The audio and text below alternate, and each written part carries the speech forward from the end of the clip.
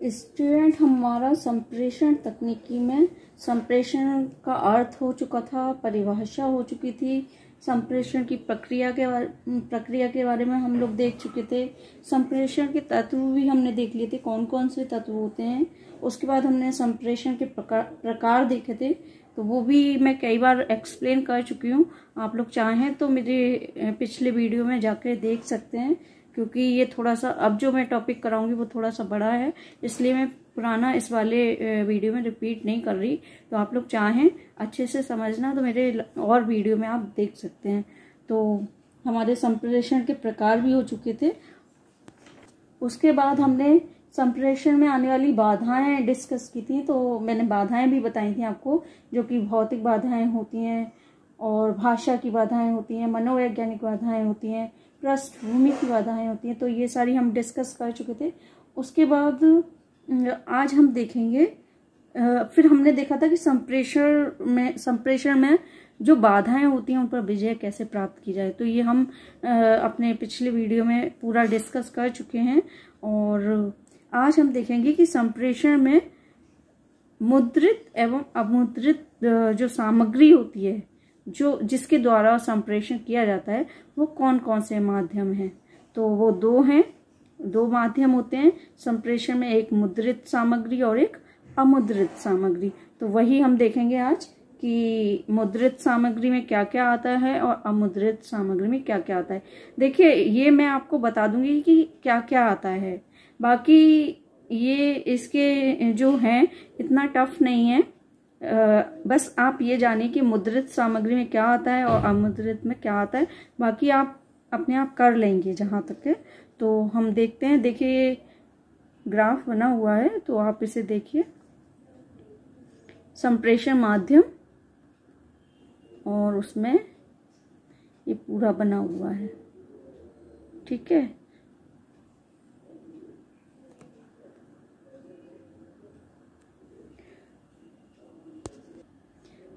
मतलब जिस भी माध्यम से हम संदेश भेजते हैं या संप्रेषण प्रक्रिया की जाती है, उसे हम क्या कहते हैं कि संचार माध्यम या फिर संप्रेषण के माध्यम। तो आज हम उसी के बारे में देखेंगे। देखिए, ये जो संचार माध्यम है, ये शब्द अंग्रेजी का जो कम्युनिकेशन, ये मैंने पहले भी बताया आपको, कम्युनिकेशन मीडिया शब्द के समानांतर प्रयोग में लाया जाता है ना। तो संचार माध्यम के द्वारा जो यह अभी हम पढ़ेंगे, माध्यम कौन कौन से हैं जिनके द्वारा संप्रेषण प्रक्रिया होती है, तो जो उसे संचार माध्यम भी कहते हैं। तो संचार माध्यम के द्वारा क्या होता है कि संप्रेषक और प्राप्तकर्ता या फिर प्रापक कह सकते हैं, इन दोनों के जो मध्य सूचनाओं का या किसी भी संदेश का आदान प्रदान होता है ना, किसके माध्यम से? संचार माध्यम से। मतलब हम कह सकते हैं कि संदेश या सूचना को प्रभावशाली ढंग से पहुंचाने, प्रापक तक पहुंचाने के लिए या रिसीवर तक पहुंचाने के लिए या प्राप्तकर्ता तक पहुंचाने के लिए संवाहक या स्रोत या जिस माध्यम की सहायता लेते हैं, वही संचार माध्यम है। समझ में आ रही होगी आपकी ये बात कि संचार माध्यम क्या है? जिस भी साधन से हम अपने संदेश को सामने वाले तक पहुंचाते हैं, उसे हम संचार माध्यम कहते हैं। संचार माध्यम सूचना के आदान प्रदान और एक स्थान से दूसरे स्थान तक संदेशों के आसानी से पहुंचाने के लिए जिन भी माध्यमों का प्रयोग किया जाता है, उसी को हम संचार माध्यम कहते हैं। संचार माध्यम कितने प्रकार के होते हैं? संचार माध्यमों को देखा जाए तो 3 भागों में बांटा है। कौन कौन से? मुद्रित माध्यम, इलेक्ट्रॉनिक माध्यम, अमुद्रित माध्यम। तो एक तरह से 3 तरह से हैं, लेकिन हम इन्हें मिक्स करके ही देखेंगे कि मुद्रित माध्यम और अमुद्रित माध्यम। तो ये देखिए, ये दिया हुआ है इसमें संप्रेषण माध्यम, तो इसमें मुद्रित माध्यम है और इसमें अमुद्रित माध्यम है। मुद्रित माध्यम में जैसे समाचार पत्र हैं, पत्रिकाएं हैं, विषय सामग्री है, पुस्तकें हैं, तो इस तरह के माध्यम आते हैं जिनके द्वारा हम संप्रेषण या संचार करते हैं किसी भी संदेश का। और इलेक्ट्रॉनिक माध्यम जैसे telegraph, telephone, radio, television, teleprinter, है ना, ये फैक्स, ये सारे क्या हैं, वीडियो, टेक्स्ट, ये सारे क्या हैं, या इंटरनेट, ये सारे इलेक्ट्रॉनिक हैं, इलेक्ट्रॉनिक माध्यम है। ये देखिए अमुद्रित माध्यम का दिया हुआ है। तो इस बुक में जो दिया हुआ है ना, वो 2 ही भागों में बांटा हुआ दिखाया है कि मुद्रित सामग्री और अमुद्रित सामग्री। और वैसे कई किताबों में मैंने देखा है, कई बुक्स में कि 3 भागों में बांट दिया है इसे। तो आप कोई भी आप कर सकते हैं, दोनों ही अपनी जगह सही हैं। तो इस बुक के हिसाब से 2 ही भाग हैं, तो 2 में मैं आपको बता दूंगी 2 में किस तरह से इन्होंने बांटा हुआ है। तो ये देखिए, ये बना हुआ है, डायग्राम पूरा बना हुआ है। ये अमुद्रित सामग्री दिखाई है इसमें श्रव्य सामग्री, दृश्य सामग्री और श्रव्य दृश्य दोनों सामग्री इस तरह से इन्होंने दिखाया हुआ है। तो श्रव्य सामग्री में क्या क्या है और ये पूरा दिया हुआ है। एक और है डायग्राम यहाँ पे, ये देखिए, ये भी अमुद्रित सामग्री का ही है।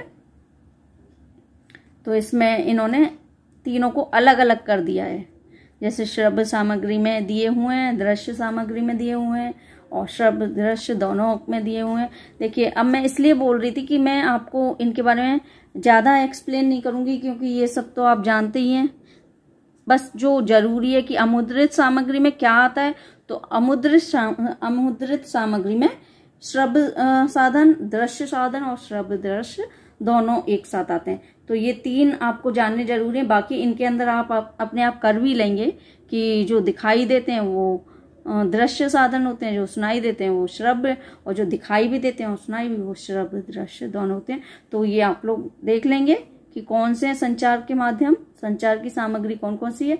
तो ये इसमें अमुद्रित माध्यम है, अमुद्रित सामग्री है, और जो पहले वाला मैंने दिखाया था वो मुद्रित सामग्री है। तो उसे भी देख लेते हैं पहले। ये देखिए, इसमें इस तरह से दिया हुआ है कि संप्रेषण माध्यम तो 2 भागों में है, मुद्रित माध्यम और अमुद्रित माध्यम। उसके बाद मुद्रित को भी इन्होंने इस तरह से दिखाया है। ए पार्ट में स्वयं अनुदेशित सामग्री, ये मैं आपको बता दूंगी क्या होती हैं। उसके बाद बी है अन्य मुद्रित सामग्री, जैसे समाचार पत्र, शोध, जर्नल बुक, वर्कबुक और शब्दकोश, एटलस, एनसाइक्लोपीडिया आदि, है ना। तो ये दिए हुए हैं। इसके बाद ये अमुद्रित माध्यम जो है, इसमें श्रव्य माध्यम जैसे रेडियो और टेप रिकॉर्डर। दूसरा बी में दिया हुआ है दृश्य माध्यम, जैसे चार्ट, नक्शे, मॉडल, स्लाइड, ये सब दिया हुआ है। तो आप लोग देखिए, उसके बाद जो श्रव्य और दृश्य दोनों होते हैं, तो वो ये इस तरह से दिए हुए हैं, कंप्यूटर, टेलीविजन, है ना, वीडियो, ये सारे दिए हुए हैं। तो आप लोग देख लीजिए कि 2 भागों में कैसे बांटा हुआ है संप्रेषण माध्यम को। तो इनके बारे में देखते हैं कि मुद्रित सामग्री क्या होती है और अमुद्रित सामग्री क्या होती है। देखिए, इसमें मुद्रित सामग्री में ये अभिक्रमित अधिगम, ये बहुत जरूरी टॉपिक होता है और ये बहुत जरूरी टॉपिक है। तो इसमें से क्वेश्चन जरूर आते हैं, आप लोग इसे अच्छे से देखिएगा जब समझाऊं। वैसे तो मैंने शायद ये इसका वीडियो अपलोड कर चुकी हूँ मैं पहले भी, लेकिन ये जब आएगा तो मैं इसे एक बार और एक्सप्लेन कर दूंगी, तो इसे आप अच्छे से समझिएगा। बाकी इतना वो नहीं है कि आपको ज्यादा अपने दिमाग पे जोर देना है, बाकी ऐसा कुछ भी नहीं है, लेकिन इसे बहुत अच्छे से देखिएगा। तो देखते हैं मुद्रित सामग्री के बारे में, देखते हैं मुद्रित सामग्री क्या होती है, जल्दी जल्दी से चलिए देखते हैं। लेकिन उससे पहले सब लोग चैनल को सब्सक्राइब कर देंगे। चलिए, मुद्रित सामग्री। दूरस्थ शिक्षा संस्थाएं शैक्षिक अनुदेशन के लिए अधिकतर मुद्रित सामग्री पर ही निर्भर रहती हैं, परंतु आजकल अमुद्रित सामग्री का भी प्रचलन हो गया है। प्रभावशाली संप्रेषण के लिए दूरस्थ शिक्षा संस्थाएं अपने प्रत्येक कोर्स के लिए औपचारिक संस्थाओं के पाठ्य पुस्तकों से कुछ अलग पैटर्न पर मुद्रित सामग्री तैयार कर उसका उपयोग करती हैं। यह मुद्रित सामग्री कोर्स के छात्रों के आयु वर्ग की विशेषताओं एवं आवश्यकताओं को ध्यान में रखकर विशेषज्ञों से तैयार कराई जाती है। देखिए मुद्रित सामग्री ज़्यादातर प्रचलन में है, और जो दूरस्थ शिक्षा है, डिस्टेंस एजुकेशन, वो ज़्यादातर इसी पर डिपेंड करती है, और ये हर आयु वर्ग को ध्यान में रखकर तैयार की जाती है। दूरस्थ शिक्षा में शिक्षक एवं छात्रों का प्रत्यक्ष संपर्क संभव नहीं होता, अतः यह सामग्री इस प्रकार से तैयार की जाती है कि छात्र इसे पढ़कर स्वयं अध्ययन कर सीख सकें और सफलता प्राप्त कर सकें। तो ये देखिए, क्योंकि वहाँ टीचर अवेलेबल नहीं होता है, तो इसीलिए ये सामग्री का यूज़ किया जाता है, और इस तरह से ये तैयार की जाती कि छात्रों को कोई दिक्कत ना आए। तो ये मुद्रित सामग्री में आप लोग देख लीजिए क्या क्या होता है।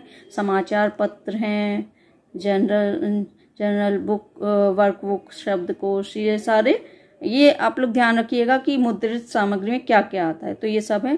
देखिए इसमें सारी चीज़ें आपको पता होंगी कि क्या क्या होती हैं, तो इसमें मुझे नहीं लगता कि मैं ये सब कराऊं। बस हाँ, मुझे ये अभिक्रमित सामग्री ये जरूरी लग रहा है, तो ये मैं आपको करा दूंगी। बाकी सब जानते होंगे कि न्यूज़पेपर क्या होते हैं, चार्ट क्या होते हैं, पोस्टर क्या होते हैं, मॉडल क्या होते हैं, ये सब जानते ही होंगे, तो इसीलिए मुझे नहीं लगता कि इनके बारे में बताना चाहिए। चलिए आगे देखते हैं।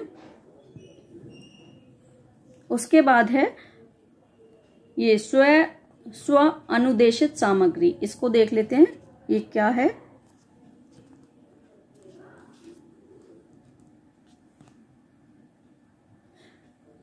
जैसा कि पिछले पृष्ठों पर बताया गया है, आजकल दूरस्थ शैक्षिक संस्थानों में स्व अनुदेशित सामग्री का प्रयोग मुद्रित सामग्री के रूप में प्रमुखता के साथ किया जाने लगा है। प्रत्येक कोर्स के लिए विभिन्न विशेषज्ञों द्वारा ये सामग्री छात्रों की आवश्यकताओं, उनकी आयु तथा उनके स्तरों के अनुरूप तैयार की जाती है। इस प्रकार की सामग्री का प्रमुख उद्देश्य होता है कि छात्र अपने आप अपने प्रयासों से अपने घर रहकर ही पाठ्य वस्तु को सरलता एवं स्पष्टता से समझ सके। तो देखिए ये जो सामग्री तैयार की जाती है, इसका मुख्य उद्देश्य ये होता है कि जो भी छात्र डेली जाकर ज्ञान नहीं प्राप्त कर पाते या नहीं शिक्षा ग्रहण कर पाते या दूर से ही शिक्षा पाना चाहते हैं या कोई कोर्स करना चाहते हैं, तो उनको घर बैठे ही सारी सामग्री उपलब्ध हो जाए और उनके आसानी से समझ में आ जाए। चलिए देखते हैं आगे। इस प्रकार की मुद्रित सामग्री सदैव एक निश्चित उद्देश्य की पूर्ति में सहायक होती है। छात्र अपनी व्यक्तिगत गति, रुचि, मानसिक स्तर तथा क्षमता एवं योग्यता के अनुकूल स्व अनुदेशित सामग्री के माध्यम से अध्ययन करते हैं और सरलता से विषय वस्तु समझ लेते हैं। इसमें समझाने लायक कुछ मुझे लग नहीं रहा। चलिए आगे देखें। ये देखिए स्व अनुदेशित सामग्री के विभिन्न 3 प्रकार के मॉडल नीचे दिए जा रहे हैं।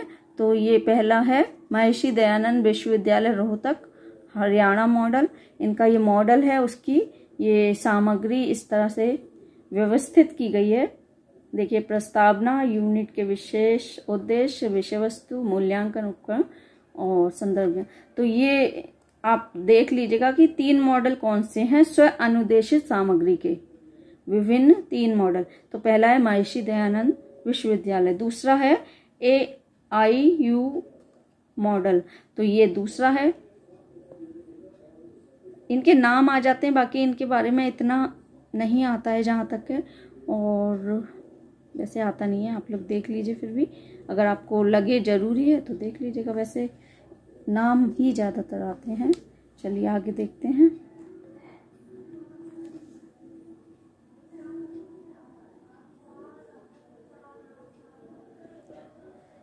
तीसरा है Indira Gandhi national university model, तो ये इसकी रूपरेखा है। उसके बाद है अन्य मुद्रित सामग्री। तो अन्य मुद्रित सामग्री में देखिए समाचार पत्र है, इसके बारे में मैं क्या ही बताऊं, आप लोग जानते ही होंगे समाचार पत्र। दूसरा ये देखिए जनरल या शोध पत्रिकाएं। तीसरा कार्य पुस्तकें हैं और शब्दकोश है। तो ये इसके सारी ये दी हुई है मुद्रित सामग्री। उसके बाद ये दिया हुआ है एनसाइक्लोपीडिया। ये आप जानते होंगे कि ये एक सामान्य शिक्षा के क्षेत्र में एनसाइक्लोपीडिया एक विशेष संदर्भ ग्रंथ है जिसमें किसी भी चीज़ के विषय में विस्तृत जानकारी प्राप्त होती है। इसमें मतलब बहुत सारी जानकारियाँ दी हुई होती हैं, तो ये आप लोग देख लीजिएगा। आगे एटलस के बारे में जानते होंगे। ये एक किताब जैसी होती है जिसमें बहुत सारे नक्शे होते हैं, है ना। उसके बाद पुस्तकें, मुझे नहीं लगता कि इनके बारे में पढ़ाऊँ मैं, क्योंकि टाइम ही ख़राब होगा। उसके बाद ये अच्छी पुस्तकों की विशेषताएं, ये हम देख लेंगे, तो ये हम कल देखेंगे, क्योंकि या देख लेते हैं जरा सी हैं। उसके बाद हम कल अभिक्रमित अनुदेशन, नहीं पहले मैं आपको ये बता देती हूँ कि क्या क्या होती हैं, उसके बाद विशेषताएं देख लेंगे। उसके बाद देखिए ये है अभिक्रमित अनुदेशन, ये भी मुद्रित सामग्री में ही है। ये बीएड की जो ट्रेनिंग होती है उसमें यूज़ किए जाते हैं। तो इसमें जो विषय वस्तु होती है उसके छोटे छोटे पद तैयार किए जाते हैं। इसके बारे में मैं एक्सप्लेन तभी करूँगी क्योंकि आप कंफ्यूज हो जाएंगे। ये हैंड आउट,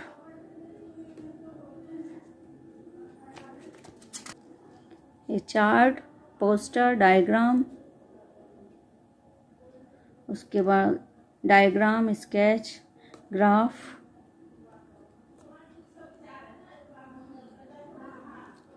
देखिए कोई भी दिक्कत हो, अगर आप चाहते होंगे कि मैं इन्हें एक्सप्लेन करूं तो मैं कर दूंगी, कोई दिक्कत नहीं है, लेकिन मुझे तो लगता नहीं कि कोई चाहेगा ऐसा। तो ये हमारी मुद्रित सामग्री थी, ये हमारी मुद्रित सामग्री ये मैंने आपको बता दी है। इसके बाद इसी के अंतर्गत हमारा जो अभिक्रमित अनुदेशन है उसको हम देख लेंगे। वो बहुत ज़रूरी टॉपिक होता है, उसमें से क्वेश्चन ज़रूर आते हैं। बाकी फिर देखते हैं क्या जो ज़रूरी लगेगा वो मैं बता दूंगी। आप लोग चैनल को, जो नए हैं चैनल को सब्सक्राइब कर दीजिए, लाइक शेयर कमेंट करते रहिए। Thanks for watching.